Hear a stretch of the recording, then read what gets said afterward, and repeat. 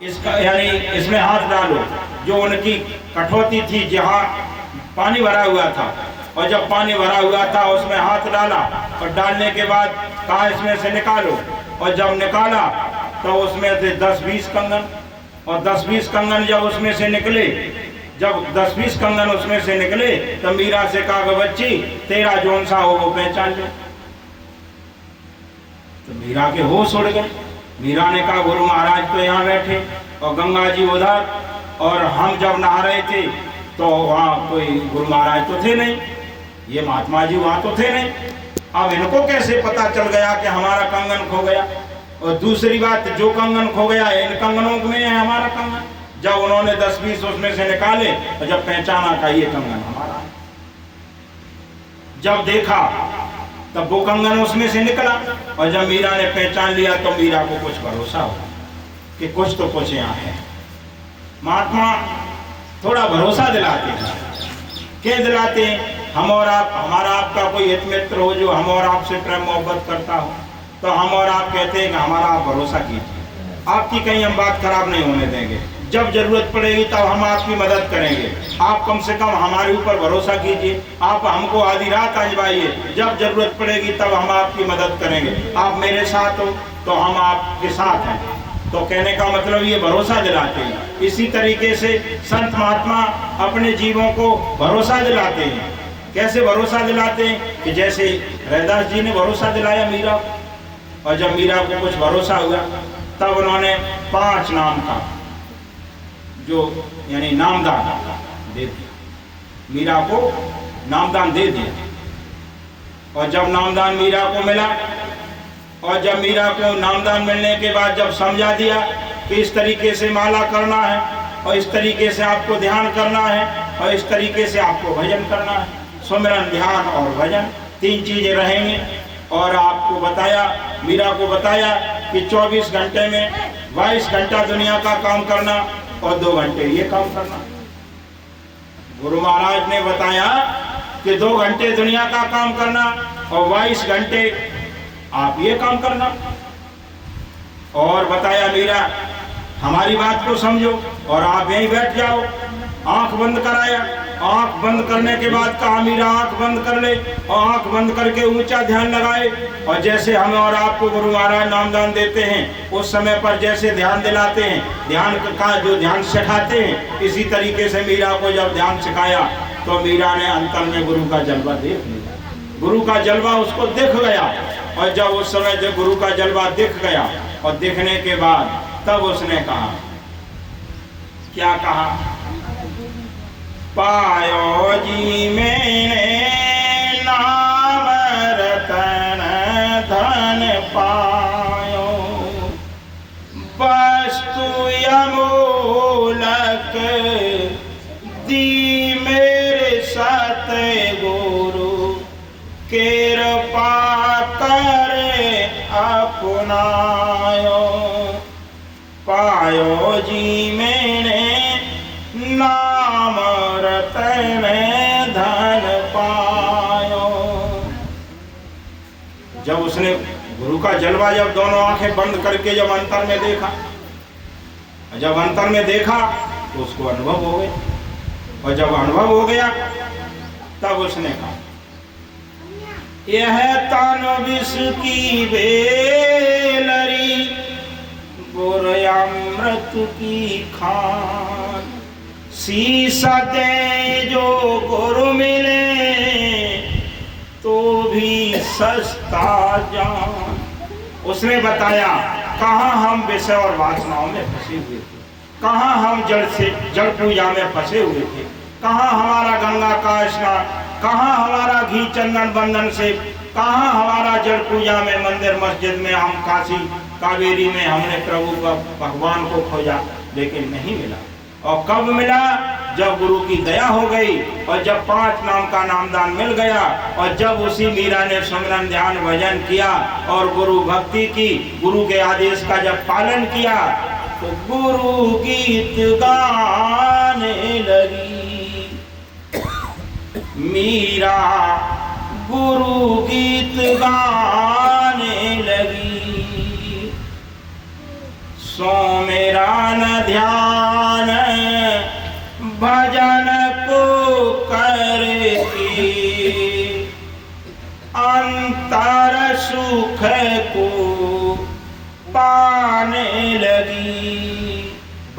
का सुख नहीं, अंतर का सुख, आनंद को पाने लगी। जो आनंद दुनिया में उसको नहीं मिला और वो आनंद की अनुभूति मीरा करने लगी। उसने कहा कि नहीं देखा नहीं सुना। उसने बताया इस दुनिया में आज तक हमको देखने को नहीं मिला, इस दुनिया में आज तक ऐसा सुनने को नहीं मिला। तब उसने बताया नहीं देखा नहीं सुना, मनहु नाही समाय, उभय घड़ी हम देखिया, वरन कौन विधि जाय। उसने कहा वर्णन नहीं किया जा सकता, ये हमारी वाणी गुरु के आनंद देश की, गुरु के देश की वाणी ये वर्णन नहीं कर सकती।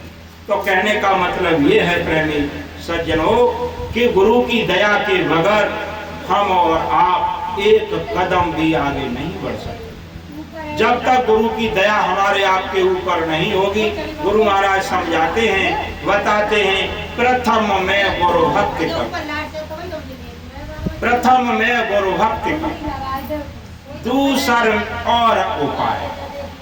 गुरु महाराज क्या बताते हैं? प्रथम में गुरु भक्ति कर, शांति करो भाई, प्रथम में गुरु भक्ति कर और दूसर और उपाय। यानी पहले क्या किया जाए? गुरु भक्ति। अगर गुरु भक्ति हम और आप कर ले जाएंगे तो दूसरे उपाय की कोई जरूरत नहीं पड़ेगी। लेकिन होता क्या है? गुरु भक्ति हम करते नहीं, गुरु के पास जाते नहीं, समर्थ गुरु की खोज करते नहीं। अब होता क्या है? अब आप लोग कहोगे कि ये विरोधाभास हो रहा है। विरोधाभास नहीं होता, सिर्फ समझना है हमें और आपको। कथा भागवत प्रवचन पुण्य के चक्कर में हम और आप फंस जाते हैं। और यहाँ क्या होता है?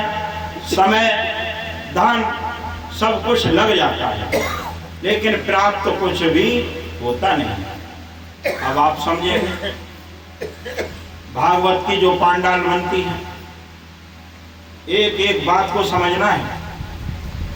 जो भागवत की पांडाल बनेगी तो भागवत कराने वाले 1 लाख रुपए से पांडाल को सजवाएंगे, जिसकी लागत 1 लाख रुपए लगती है। अब वो पांडाल दुनिया के लोगों को अच्छी लगेगी, भगवान को अच्छी लगेगी? जवाब आप लोग दीजिएगा। तो वो पांडाल भगवान को अच्छी लगती है कि दुनिया के लोगों को अच्छी लगती है? भगवान को अच्छी नहीं लगती है वो पांडाल। पांडाल पर भगवान प्रसन्न नहीं होते, पांडाल देख करके वो प्रभु खुश नहीं होते, वो भगवान खुश नहीं होते। खुश कौन होते हैं?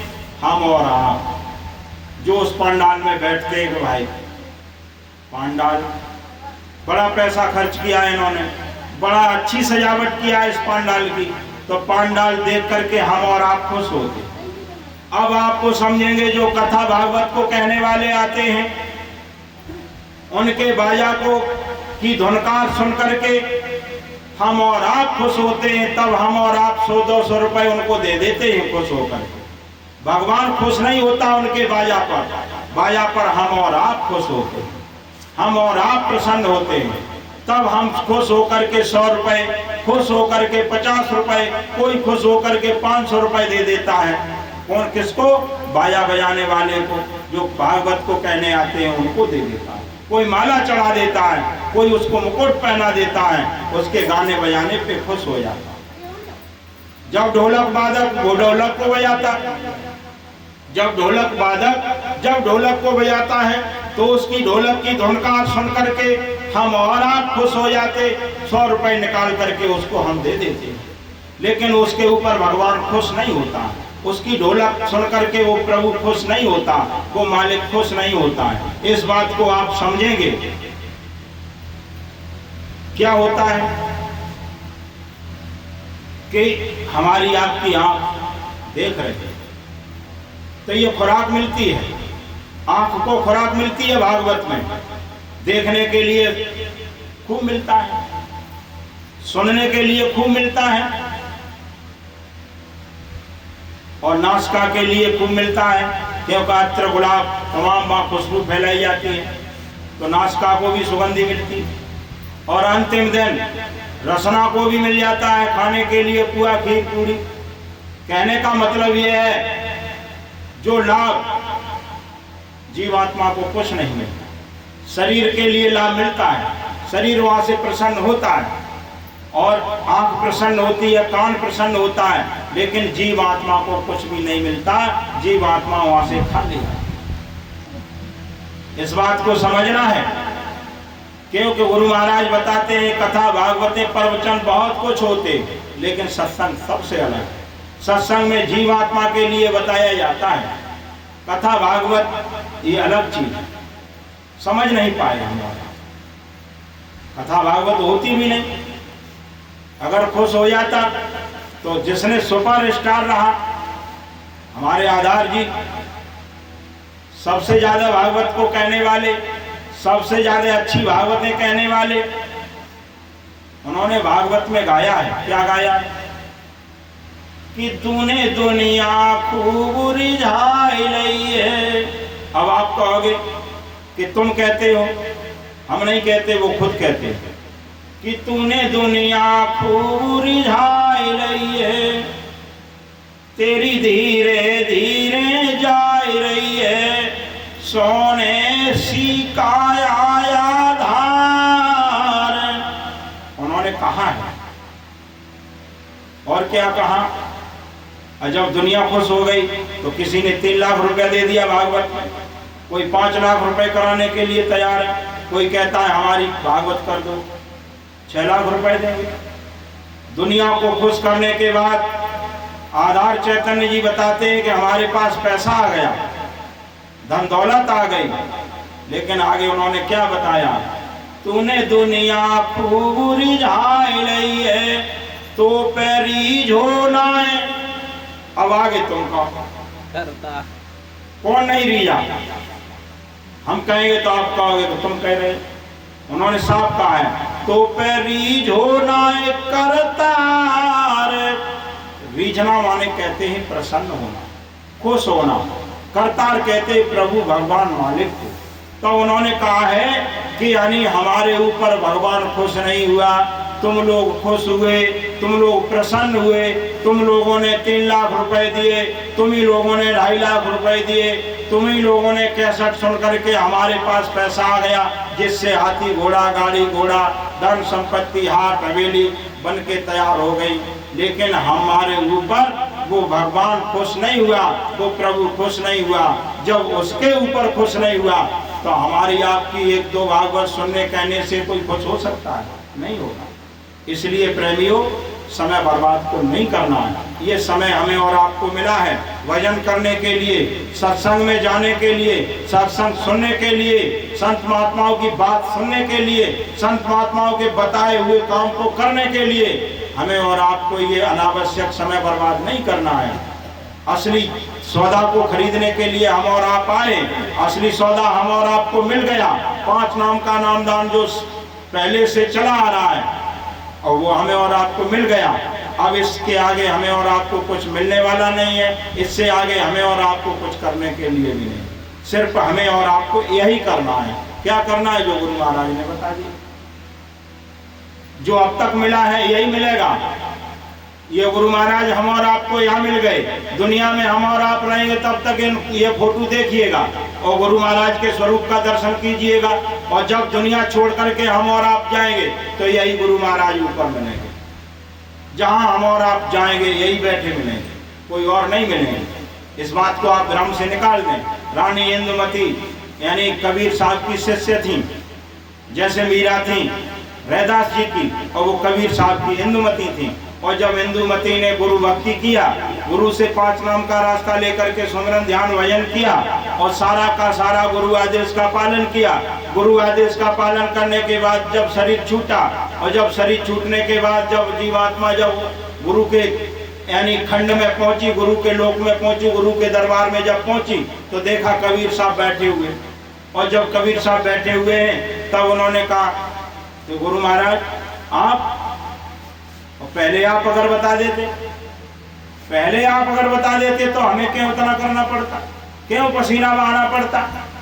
तब उन्होंने कहा कि रानी, तुझे अगर हम पहले बता देते तब तुझको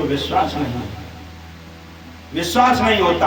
अगर हम आपसे यह कह दें कि यही सर्वज्ञ हैं, यही सर्वभेदी हैं, यही सब कुछ है, जो कुछ है सो यही है, लेकिन आपके समझ में आएगा नहीं।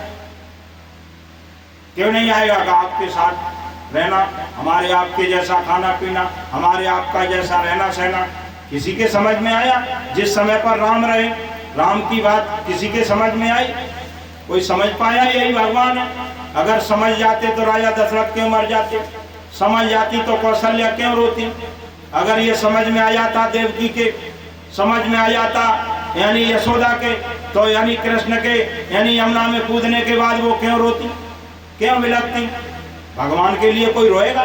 भगवान कभी मर सकता है? भगवान को कोई मार सकता है? भगवान कहीं जाता है तो भगवान कहीं आता है? उनके समझ में नहीं आया। इसलिए नहीं आया कि वो दुनिया में थे, और दुनिया में रह करके दुनिया का पर्दा पढ़ के इसी तरीके से हमारे आपके समझ में नहीं आता। इसीलिए हमारे आपके समझ में नहीं आता, क्योंकि हम और आप वही रोज का रहना, रोज का रोना, रोज का खाना, रोज का रहना पीना सब वही है हमारा आपका। समझ में आ जाए 2 घंटे आप लगातार देने लगो, ये गारंटी है। 2 घंटे हम लोग देने लगे तो हमारे समझ में आ जाएगा कि गुरु किसे कहते हैं, ये 5 नाम की कीमत क्या है, ये अगर हम 2 घंटे देने लगे। लेकिन बात यह है कि 2 घंटे हम 2 महीने में भी 2 घंटे नहीं देते।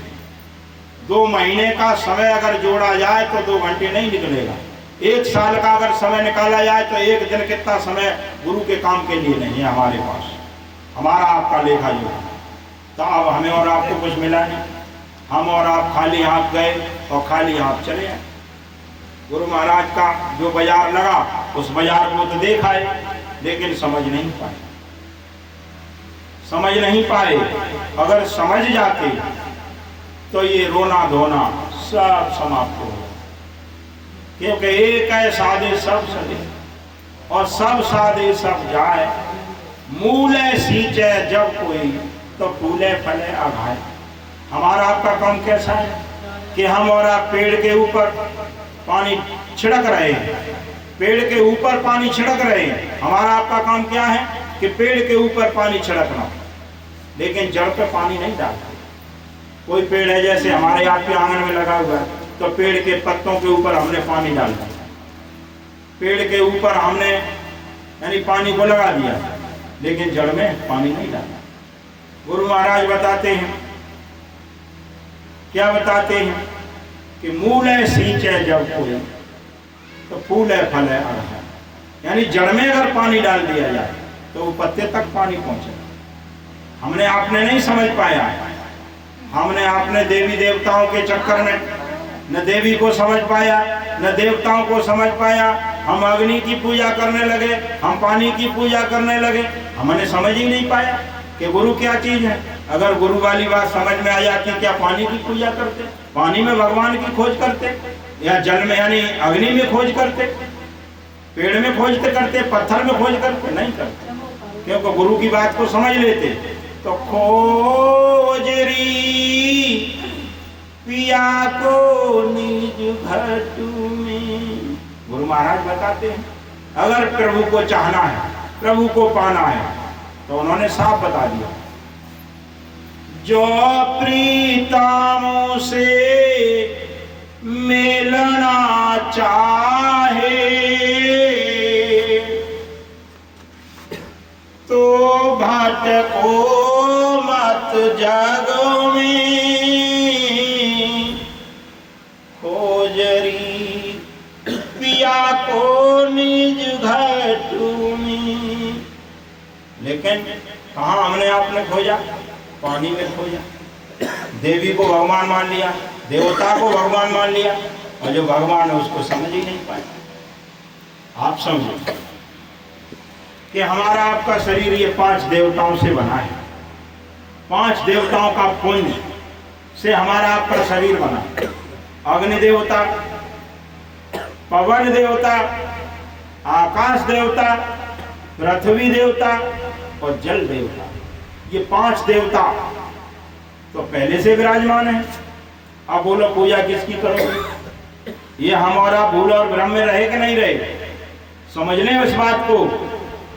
जल से और पृथ्वी से, आकाश से और हवा से और अग्नि से 5 देवता मिलकर के तब ये 5 तत्व का शरीर हमारा आपका बना। तो 5 देवता तो हमारे शरीर में ही विराजमान है। 5 देवताओं का पुंज तो हमारा शरीर ही है। अब पूजा करने के लिए हम कहाँ जा रहे हैं? कौन किसकी पूजा? अब इस बात को हमें और आपको समझना है। भाई अगर जल की पूजा जल करे क्या लाभ मिलने वाला? अग्नि की पूजा अग्नि करे, क्या अग्नि तत्व शरीर में है। आप अग्नि की पूजा करते, अब आप कहोगे अग्नि की पूजा हम कहाँ करते? भागवत होती है, भागवत में जो कुंड बनता है और कुंड में जो अग्नि जलाई जाती है उसी में घी डाला जाता है, तो अग्नि की पूजा करते हम और वहां अग्नि की पूजा करते हम और। इस चीज को समझना है, इन भूल और भ्रम से निकलना है, क्योंकि ये भूल और भ्रम से जब तक हम और आप नहीं निकलेंगे तब तक हम और आप एक कदम आगे नहीं बढ़ सकते। हम और आपको कुछ मिलने वाला नहीं है, कुछ नहीं मिलने वाला, क्योंकि ये भूल भ्रम की वजह से हमारा जीवन की अमूल्य सांसें, अमूल्य पूंजी हमारी आपकी बर्बाद हो रही है। गुरु महाराज साहब बताते हैं कि जब तक सुमिरन, ध्यान और भजन नहीं किया जाएगा तब तक हम और आपको कुछ मिलने वाला नहीं। इसलिए आज संकल्प बना लें, हम सब प्रेमी मिलकर के थोड़ा बहुत समय गुरु महाराज के आदेश में लगा लें। गुरु महाराज का विशेष आदेश कम से कम 4 घंटे की नाम ध्वनि के लिए बार बार हम और आपके बीच में बात होती रहती और नाम ध्वनि नहीं हो पा रही। हमारे आपके पास नाम ध्वनि का समय नहीं है 4 घंटे के लिए। विशेष आदेश गुरु महाराज बताते, इससे लाभ क्या होगा? जो घर में कल है, जो घर में कलेश, लड़के बात नहीं मान रहे, अनाने सिंह बात नहीं मान रहे, घर में आपस में तमाम लगड़ा झगड़ा पड़ा हुआ है, तमाम घर कलेश में पड़ा हुआ है, तो कुल मिलाकर के इसकी सफाई करने के लिए ये नाम ध्वनि है। इस सारी चीजों की गुरु महाराज बताते हैं, यानी सब रोगों की एक दवाई और नाम ध्वनि मिल बोलो भाई। तो गुरु महाराज बताते हैं सारी रोगों की एक दवा है, ये एक दवा है, ये एक बूटी है। क्या है वो नाम? प्रभु का नाम, भगवान का नाम। और जब भगवान का नाम हम और आप अपने घर में बोलेंगे तो बोलो लाभ मिलेगा कि नहीं मिलेगा? थोड़ा बहुत तो मिलेगा। जितना हम भाव भक्ति के अनुसार बोलेंगे उतना लाभ हम और आपको मिलेगा। जिन लोगों ने बुलवाया है, जो लोग नाम ध्वनि को बोलते हैं बराबर, उनको लाभ मिलता है, चाहे थोड़ा मिले, जो भी जैसा हमारा आपका भाव होगा। तो सभी प्रेमियों से निवेदन है, प्रार्थना है, 4 घंटे की ये कम से कम, ये तो गुरु महाराज ने एक ऑप्शन बना दिया, और वैसे 24 घंटे गुरु महाराज ने एक नाम ध्वनि हमारे आपके गांव में 24 घंटे की लगी डाली। पिछले समय में भैया के यहाँ लगी थी 24 घंटे की नाम ध्वनि लगी थी। पूर्णिमा को यानी समापन हुआ था उसका, और गुरु महाराज की दया से पूर्णिमा आ रही है, आगे पूर्णिमा आ रही है। तो हम प्रेमी मिलकर के संकल्प बना लें, थोड़ा थोड़ा संयोग योगदान दे दें। समय का योगदान, पैसे का योगदान नहीं, सिर्फ समय का योगदान। हम लोग एक विचार बना लें कि एक जगह पर इकट्ठे हो जाएं और एक जगह इकट्ठे होकर के 24 घंटे की नाम ध्वनि गुरु महाराज की दया से अगर हो जाए तो सबको लाभ मिल जाएगा।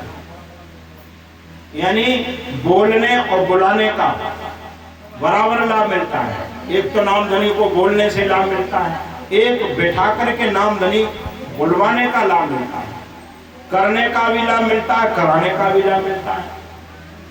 और करने कराने वाले हम ही आप लोग हैं, कोई और लोग तो आएंगे नहीं। तो इस बात को समझना है। 1 घंटे का समय, 2 घंटे का समय, कोई शाम को निकाल लें, कोई दोपहर को निकाल लें, कोई रात्रि के समय में निकाल लें, जैसा जैसा समय बन जाए। माता बहनें रात्रि के समय में रहेंगी नहीं और दिन का समय उनके लिए पर्याप्त रहेगा, तो 24 घंटे की नाम ध्वनि लग जाएगा। गुरु महाराज की दया से ये हम आपसे निवेदन करते हैं, प्रार्थना करते हैं कि 24 घंटे की नाम ध्वनि की रूपरेखा बना ली जाए और अपने गांव में विधिवत तरीके से एक 24 घंटे की नाम ध्वनि लगी। दूसरी बात, 4 घंटे की नाम ध्वनि। प्रेमियों जो भी अपने यहाँ कराना चाहते हो तो वो बता दें कि हमारे यहाँ 4 घंटे की नाम ध्वनि हम कराना चाहते हैं, तो 1-2 दिन में उनके यहाँ हो जाएगी। जब तक पूर्णिमा आ रही है तब तक इसका यानी प्लान नहीं बन पा रहा है, तब तक उनके यहाँ हो जाएगी। साप्ताहिक सत्संग इतवार आ जाए, जैसे अगले इतवार की सत्संग की रूपरेखा बन जाए। होता क्या है कि इन्होंने करा लिया, अब अगले के लिए कोई तैयार नहीं हुआ। जब तक सत्संग नहीं मिलेगा तब तक ये गंदगी छूटेगी। गुरु महाराज बताते हैं, सत्संग जल जब जब कोई पावे, मैलाई सब कट धोले जावे। यानी बताया कि जो गंदगी हमारे आपके मन में आ गई, अब वो गंदगी कब धुल के साफ होगी? सत्संग साबुन से। जैसे हमारे आपके कपड़े पर गंदगी लग जाती, हमारे आपके चमड़ी पर गंदगी लग जाती, पानी धुल देता है और साबुन लगा देते, साबुन से वो गंदगी छूट जाती है। अब जो हमारे आपके मन में गंदगी आ गई, मन हमारा गंदा हो गया, हमने विचार कर लिया कि दूधिया जी के सो जाने के बाद इनका पंखा उठा ले जाएंगे, विचार बना लिया हमारे काम आएगा, बेच देंगे, 500 रुपए का शराब पी लेंगे। तो हमने न पंखा ले गए ना हम इनके यहाँ आए, लेकिन हमने मन से यानी अभी बताया, जो बने जाई पाप कछु मन से, अभी बताया था प्रार्थना में, गुरु महाराज की जो प्रार्थना हुई उसमें बताया, अगर मन से पाप बन गए। आप लोग तो ये कहोगे कि हमने तो पूरे जीवन में कोई पाप नहीं किया, हम और आप यही कहते हैं, और प्रभु ये दिन हमारे सामने कैसे आ गया? भाई भले ही आपने भैंस को नहीं किसी को खोला, लेकिन भैंस खोलने का संकल्प मन ने बना लिया, तो वो कहाँ लिखा जाएगा? पाप के खाते में लिख दिया। थोड़ा सा समय और देंगे कि एक समय था, एक समय में क्या हुआ कि भोले बाबा बैठे रहे अपने आसन पर, आंख बंद करके ध्यान लगाया उन्होंने, और जब ध्यान लगाया और ध्यान लगाने के बाद घंटे 2 घंटे बाद जब उनका ध्यान हटा, वो किसका ध्यान करते थे? वो भी प्रभु भगवान का ध्यान करते थे। भगवान भोले बाबा के भी भगवान थे, हम लोग भगवान भोले बाबा को ही समझ बैठे। भोले बाबा खुद दूसरे भगवान का भजन करते थे, उनका ध्यान करते थे। और जब उन्होंने आँख खुली 2 घंटे बाद, और जब 2 घंटे बाद जब उनकी आँख खुली तो उनकी पत्नी बोली, उन्हें हंसी निकल गई, उनकी हंसी निकल गई। और जब हंसी निकली तो कही प्रभु कैसे हंसे, आप कैसे हंस गए? तो उन्होंने कहा आप पूछो मत, आप हमसे मत पूछिएगा। तब उन्होंने कहा ना प्रभु बताइए। तब उन्होंने बताया कि एक राजा था, एक राजा है, और उस राजा ने पूरे जीवन में कोई पुण्य नहीं किया। अब उसका प्लान बन गया कि हम पुण्य करेंगे।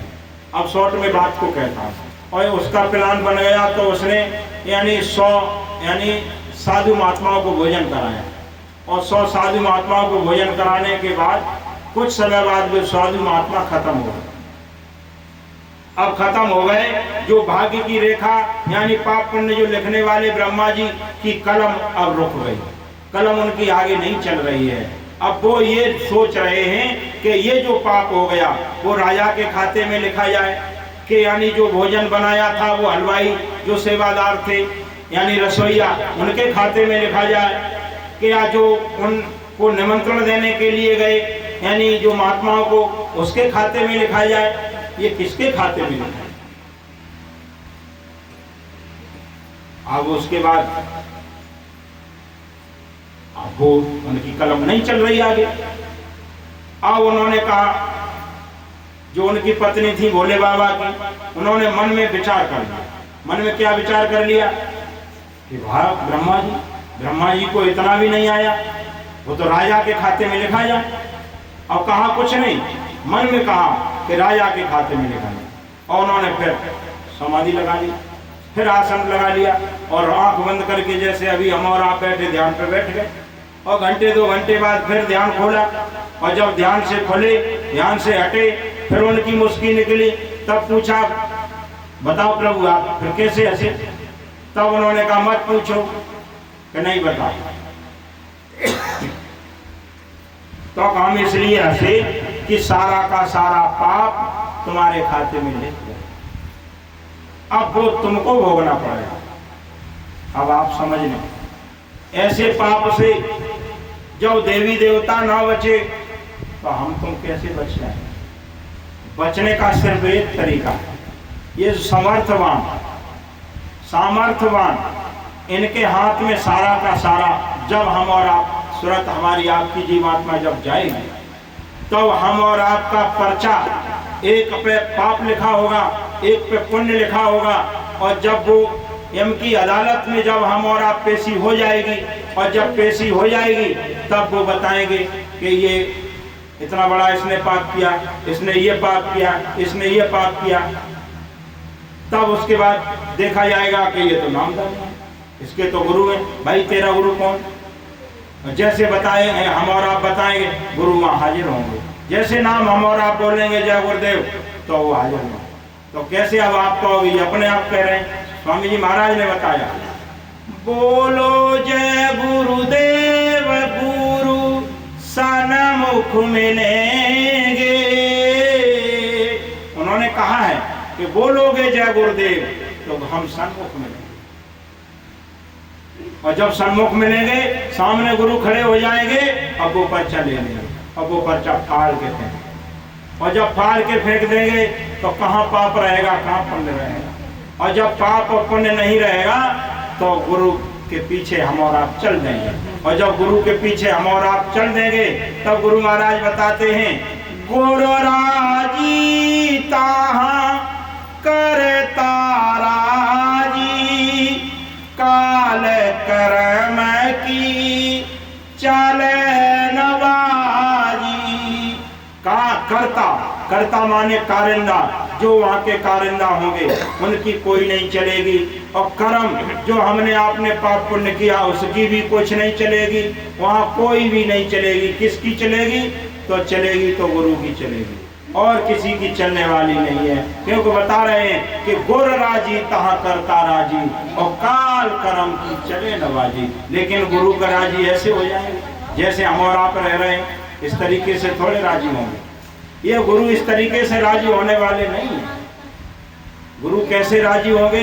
कि गुरु के आदेश का पालन करने, और जब गुरु के आदेश का पालन जो करता है तो गुरु महाराज बताते हैं उसके पैर के नीचे हाथ रहता है। जो गुरु की सेवा करता है, जो गुरु के आदेश का पालन करता है, गुरु के नाम और काम के लिए जब कोई प्रेमी निकलता है तो नीचे हाथ रहता है। हम और आप विचार करेंगे, 700-800 किलोमीटर एक तरफ का रास्ता, और इधर से जाना उधर से आना छोटी बात है क्या? ये किसकी दया रहती है हमारे आपके ऊपर? गुरु महाराज की दया रहती है। हम और आप ओछा जाते हैं तो ओछा तक जाने में हिचकते कि शाम हो रही है, अब नहीं ओछा जाएंगे। जैसे 6-7 बज जाए, कोई ओछा जाने के लिए कहे सब्जी लेने के लिए, तो माँ बाप मना कर दे, नहीं अब तो शाम हो गई, कल ले आना सर, अब ना। अब आप विचार करेंगे, और जब हम उधर जाते हैं तो न कब शाम होती है, कब रात होती है, कब दिन होता है, दिन रात सुबह शाम सब उसी में समर्पण। और जब उसी में समर्पण रहता है तो दया किसकी रहती है? गुरु की दया रहती है। और गुरु की दया से हम और आप जाते हैं, 1000, 2000, 1500 रुपए रख के ले जाते किराए भाड़े के लिए, और किराए भाड़े में ले जा करके सेवा करके दर्शन करके सत्संग सुन के और घर चले आते हैं। किसकी दया रहती है? 1000-2000 रुपए का कोई भरोसा है? कहीं उल्टी आने लगे, कहीं पेट दर्द होने लगे, कहीं अगर सिर दर्द होने लगे, कहीं कुछ और दिक्कत आ जाए तो 2000 रुपए तो एक बार की फीस है डॉक्टर। आप विचार करिएगा, 1500-2000 रुपए डॉक्टर एक बार में फीस लेगा, तो 1000-2000 रुपए की दवा लिखेगा, और जेब में कितना रुपया है? 1000 रुपये। आप बता दीजिए किसकी दया हमारे आपके ऊपर रहती है? गुरु महाराज की दया रहती है। लेकिन हमने आपने अनुभव नहीं किया, हमने आपने विचार ही नहीं किया, इसलिए प्रेमियों समय ज्यादा लग गया। समय इसलिए आज ज्यादा लग गया गुरु महाराज की दया से, क्योंकि काफी दिन हो गए और हम लोगों में बिल्कुल कहने का मतलब ये है कि बिल्कुल हमारे आपके ऊपर गुरु भक्ति से प्रेम, गुरु से प्रेम हट गया, और गुरु से प्रेम हट गया, गुरु से जब प्रेम नहीं हटेगा, और गुरु से यानी गुरु हमारे आपके मस्तक से हट जाएंगे, और जब गुरु माथे से उतरे, बात को सुनेंगे, बात को समझेंगे, गुरु माथे से उतरे तो विपत घनेरी हो और ताकों काल घसीटे और बचा सके ना को। गुरु माथे से उतरे, गुरु माथे से कहने का मतलब गुरु की वचन, गुरु की बात, गुरु का स्वरूप और हमारे आपके आंखों से ओझल हो जाए, गुरु यानी हमारे आपके ध्यान से हट जाए, गुरु की याद हम और आप विसार जाए, तो होगा क्या कि गुरु माथे से उतरे विपत्ति घनेरी हो, यानी विपत माने आपत्ति और घनेरी माने बहुत, हमारे आपके ऊपर अनेकों परेशानियां आएंगी, अने भात की परेशानियां आएंगी, और अंत में क्या होगा कि ताकों काल घसीटे, समय उसको घसीटेगा, काल उसको घसीटेगा, जैसे द्रौपदी खींच करके सभा में ले जाई गई, इस तरीके से ये सुरत ये जीवात्मा खींच करके ले जाई जाएगी, और बचा सके ना को, बचा सके ना कोई दुनिया में उसको बचाने वाला नहीं है। इसलिए प्रेमियों, गुरु से प्रेम, गुरु से प्रेम बराबर बनाए रखो, गुरु के आदेश का पालन बराबर करते रहो। इसलिए आपसे निवेदन और प्रार्थना है कि आप सब लोग यानी अब लोग खड़े हो जाओ, और कहने से जो भी हमसे गलती बन गई, कहने से उसके लिए आप करें हम क्षमा, और यानी आरती के लिए भोग के लिए बोले आप भोग को बनाया। अगले उसमें देखो रूपरेखा बनेगी कि अभी जो आदेश आया है कि अपने जिले में एक वक्ता जी महोदय का दौरा हो रहा है, गुरु महाराज का आदेश है, हुक्म है, तो उनका जो दौरा हो रहा है वो आ रहे हैं, तो उनका कार्यक्रम होना है 22 तारीख को वो आ रहे हैं। अब वो हम और आप विचार कर लो कब सत्संग को होना है, वो सत्संग का कार्यक्रम लगेगा और वो आएंगे, तो उसके लिए जो प्लान बनेगा तो उधर ही बन जाएगा, और नहीं बनेगा वो एक अलग बात रही।